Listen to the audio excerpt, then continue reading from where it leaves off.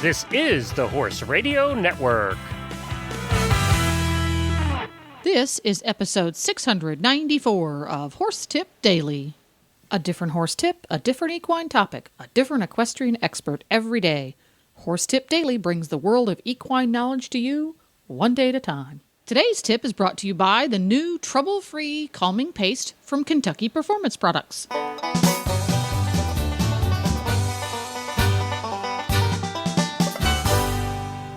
Greetings, horse people. Coach Jen here, and thanks for tuning in to Horse Tip Daily.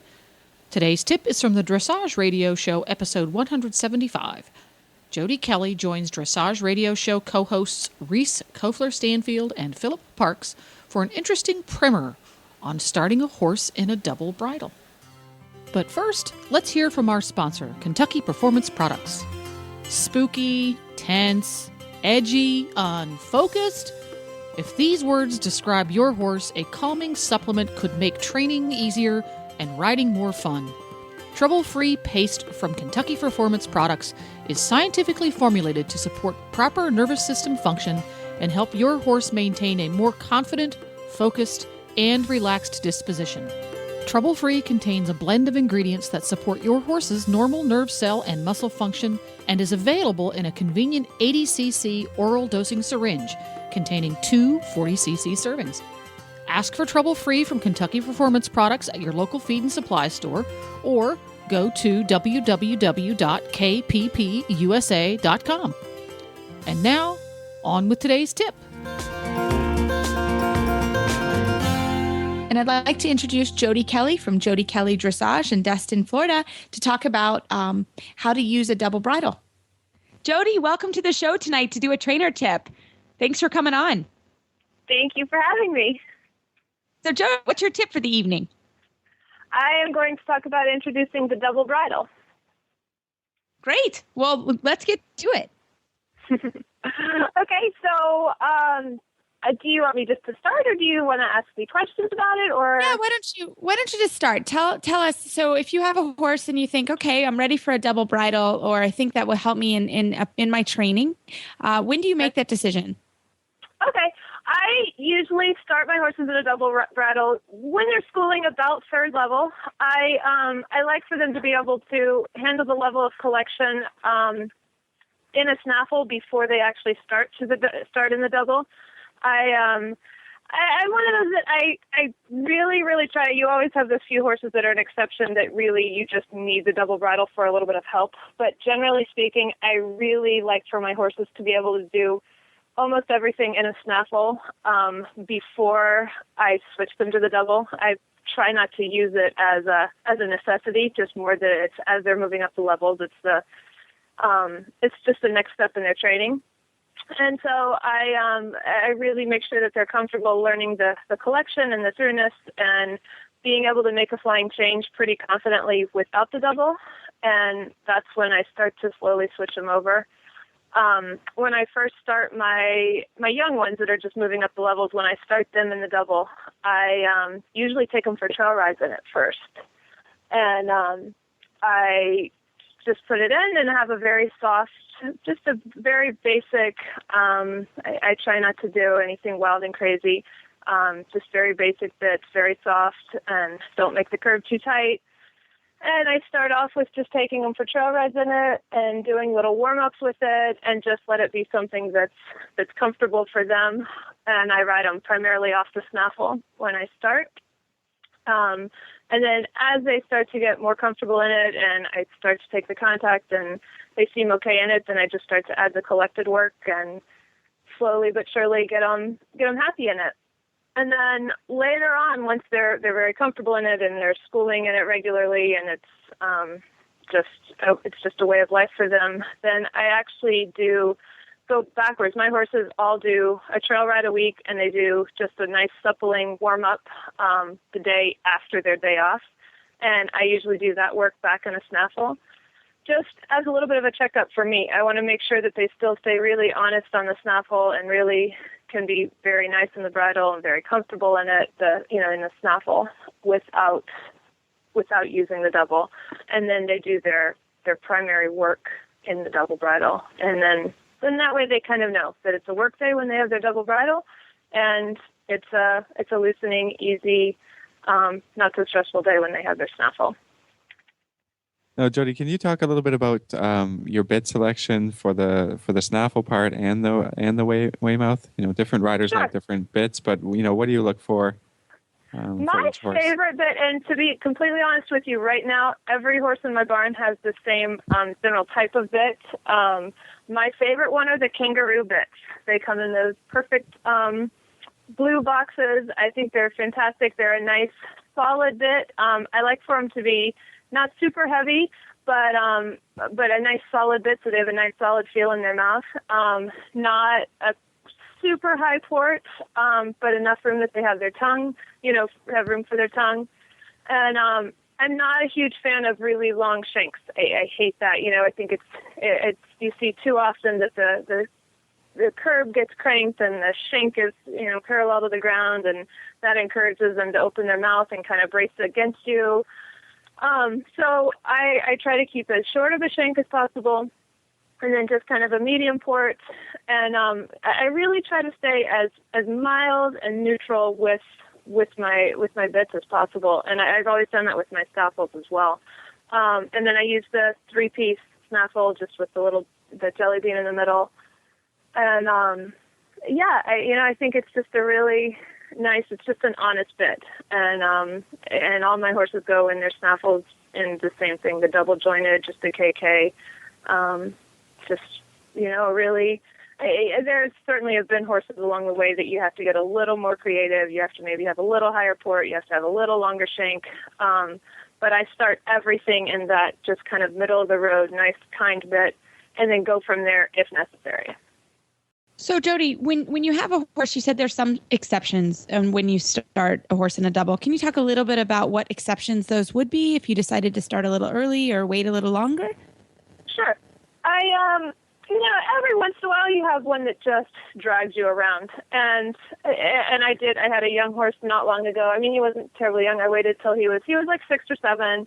I think I actually put him in it as a 6-year-old, and he was starting his changes, and he was just a freight train. And, in the snaffle, he just would grab it and run. And then when I put it, we just tried the double, and we put the double in it, and it was just, we tried the mild bits, but the double bridle, and just by having the curve, that extra tiny little bit of leverage, it backed him off so much that it actually became, for me, I would love to have had him more solid in his changes, more solid in the collection before I started him in it, but he just didn't get it, and he just would blow through everything. So by switching him to that, I had the little tiny bit of extra leverage from the curve and was able to kind of back him off, and he actually figured it out so much faster, and to me it was so much less painful of a process for both of us by putting the double in sooner. He was easier in my hand, and then therefore there was less correction to be made, and it just kind of clarified everything for him so much faster and so much easier than anything I could have gotten done with the snaffle.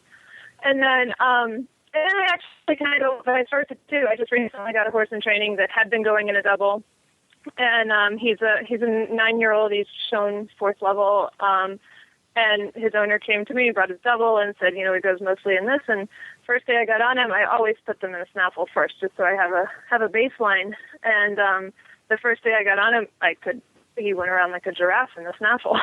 I was like, oh, okay.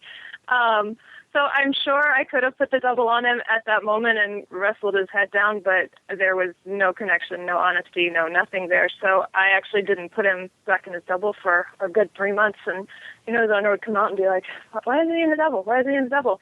But he was not honest in the connection or in the throughness at all. So I went backwards and, just took my time and got him really good in the snaffle. And now he's back in the double, and he's really good about it. But I like to have that security and know that I can do what I need to do in the snaffle before and not rely on the double. I think the double needs to be extra fine-tuning, not the basis of your training.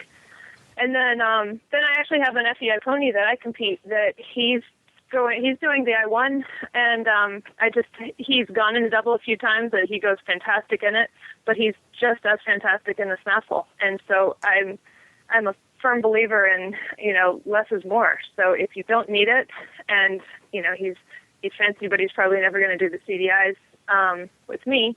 So there's no reason to use the double when I can do everything I need to do in the snaffle, and he's beautiful in the bridle, and everything's good, you know? So, Reese, I might ask you a question about this too. I mean, we got Jodie's take on it. I mean, for all our listeners and maybe not so experienced trainers, why put a horse in a double bridle at all? What do you think? Here, I've learned this lesson the hard way. It is actually, and this, honestly, I don't completely understand this rule myself, but for the CDIs, it is required that you go in a double. And it's just recently been allowed that you can compete in the FEI division in a snaffle, but you still are not allowed to in the CDIs. And I actually recently took a student to a CDI. She did the young rider classes. She was fantastic, and she did it in a snaffle, and they came back afterwards. Nobody caught her in the warm-up. Nobody caught her, and she competed, and nobody rang the bell on it. It was right after the rule change that you could compete in the FEI that she was actually eliminated from that CDI because she did it in a snaffle.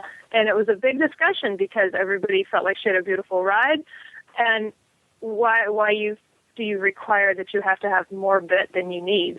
I don't totally understand it, to be honest with you, but that's why I put all of my horses in it, because they all eventually, the ones that I'm competing, I hope will eventually go to CDIs and do that kind of stuff, and it's required.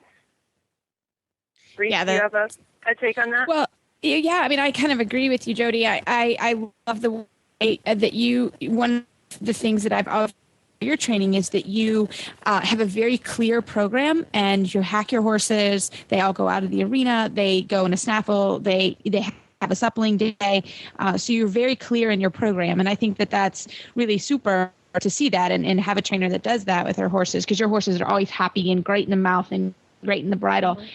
So your plan really works. And I think I've had horses that are different. I think a lot of when you start introducing the double, you have to be, you have to really listen to your horse. At that point, that's the point, is we're supposed to fine tune our aids a little bit. And so being able to kind of step back and say, okay, I liked how you said when I had a horse in training, he only went in the double bridle. I totally agree with you. The double is not meant to put your horse on the bit.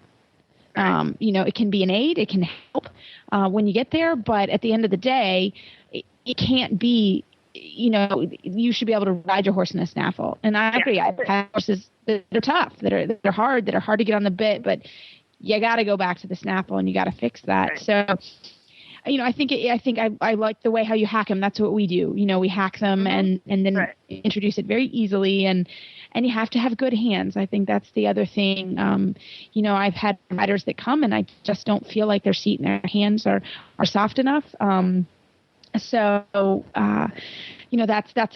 thing too.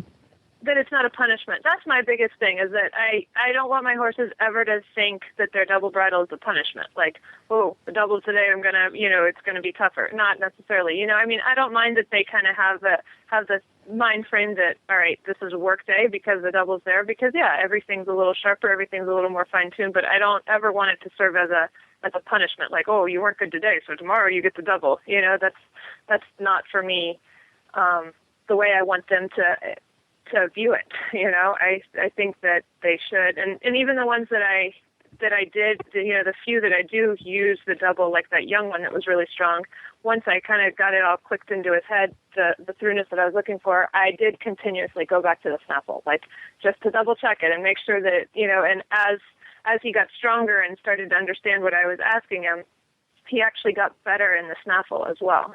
So, it's important to me that they stay happy and stay honest in everything in the snaffle. And then the double is just the extra fine-tuning, the extra little bit.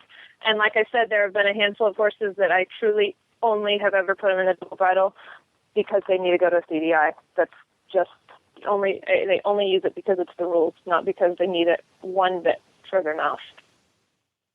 Yeah, and like I said, it's the rule, so we can't get away from that at the moment. But Jodie, Thank you so much for your insight. You were wonderful. How can we find you on the web?